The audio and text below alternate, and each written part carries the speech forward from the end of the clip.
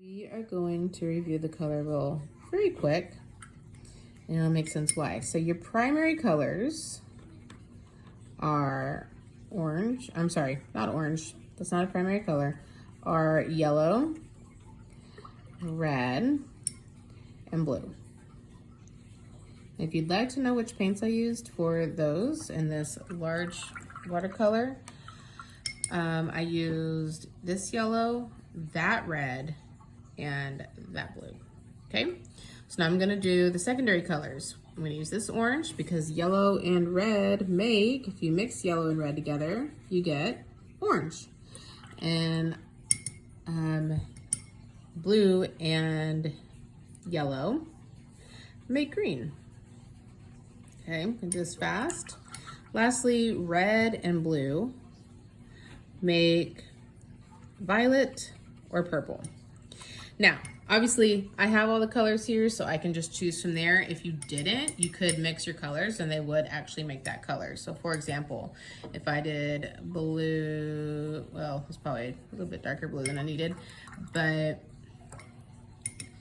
and yellow, it will turn to green. If I did, I'm gonna use yellow first. Yellow and red, it would turn to orange. And blue and red would make violet. So you can mix them, you can do it. The reason I'm showing you this is because you're doing a nice pumpkin painting, fall painting, and so you want some nice pretty colors. You might not want such harsh colors or bright colors. So I want more like muted fall colors. So one way to do that, and I'm actually gonna just flip the page and show you here, is if I mix, well, I needed to show you one more thing. Okay, back to this. Let's talk about the color wheel. So complementary colors. So we talked about what your primary and secondary colors are. And then complementary colors are colors that are opposite the color wheel. So orange and blue are opposite one another. Yellow and purple are opposite one another. Green and red are opposite one another. You use those for different reasons. They complement each other well. They really pop if you're trying to get a lot of, like a very bright picture. You see in advertising a lot. Obviously Christmas, you see red and green a lot together. So these are complementary colors. If they're right next to each other, they're called analogous, but we're not doing that right now. So let me flip back over. Actually, I'm just gonna make a new one. Let's make a new one. So with that in mind, let's try to make some nice muted colors. So I'm gonna really quick do red. Okay, I just dropped my brush. Maybe not that real quick, just going through paper here. Okay, so let's say I'm going to really quick put some of those colors down.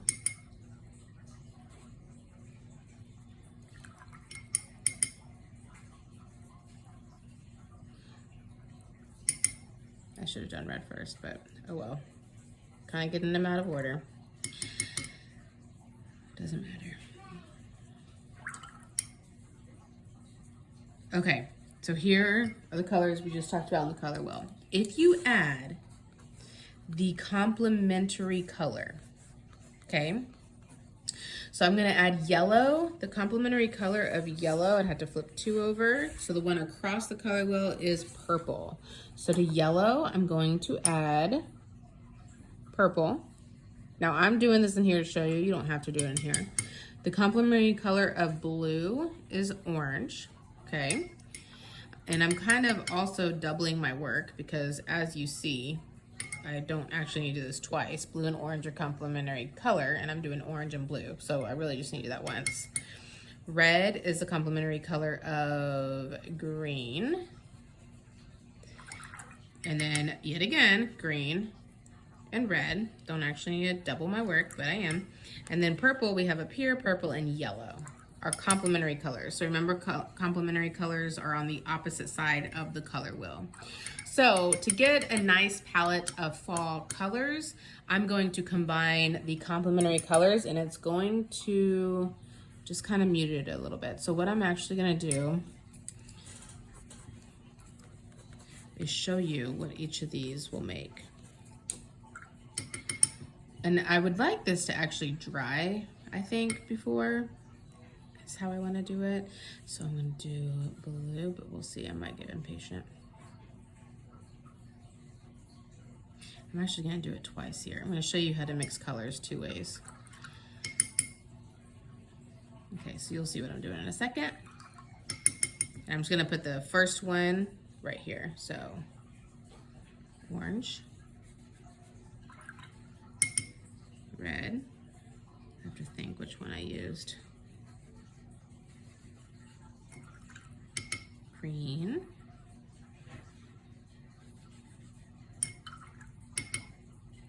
And purple.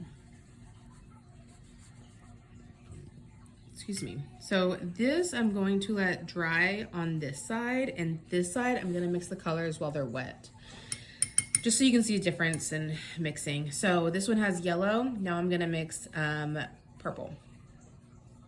I don't want too much purple because it's going to go farther than yellow because it's a darker color. Okay, so I add a little purple.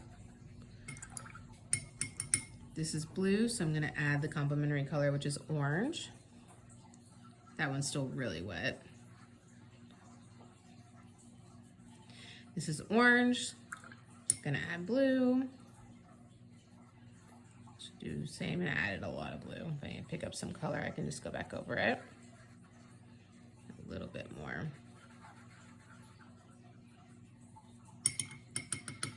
Red, I will add green.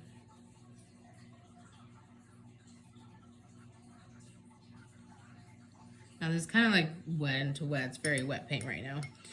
Gonna add red. I'm getting different browns, basically. A nice tonal range of browns. And then yellow I'm gonna add.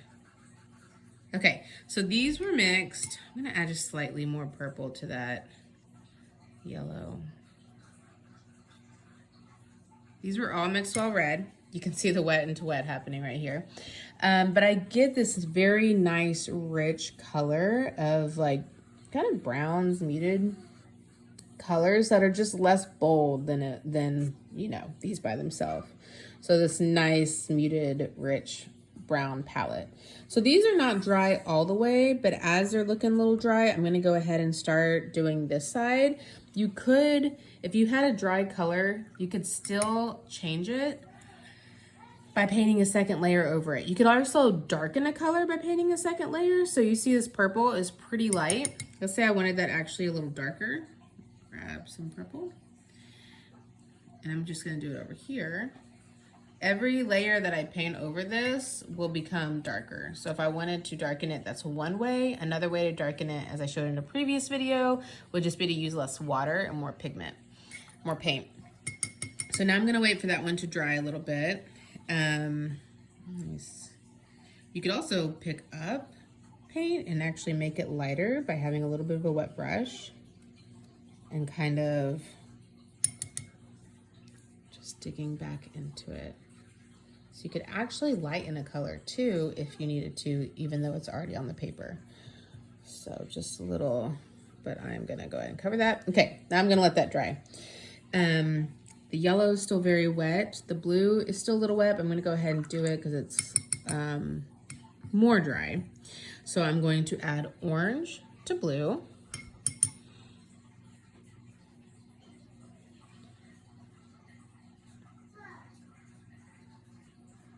And then I'm gonna let that dry. Here I'm gonna add blue to orange. And I don't wanna get too much. That's a lot.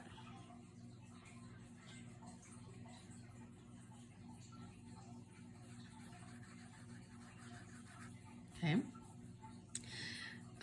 Red, I'm gonna add green. Y'all are like, oh my gosh, this is taking forever. What are you even?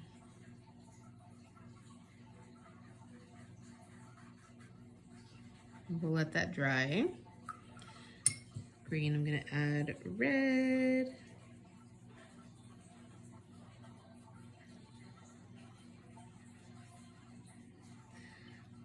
That's still drying, and I kind of want it to dry a little bit more. I kind of want that to dry a little bit more too. But for time's sake, I will just go ahead and do it. So this one I was gonna add purple. Dabbing it a little bit. I'm gonna do it down here because it's gonna dry. Yeah, that's still really wet. That's okay. And then opposite up here, I'm gonna add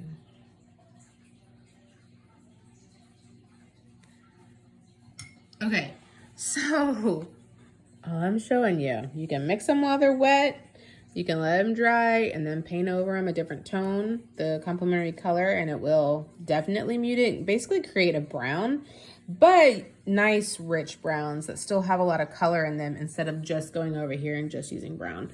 So a nice, really beautiful fall palette, which we will now use in our painting.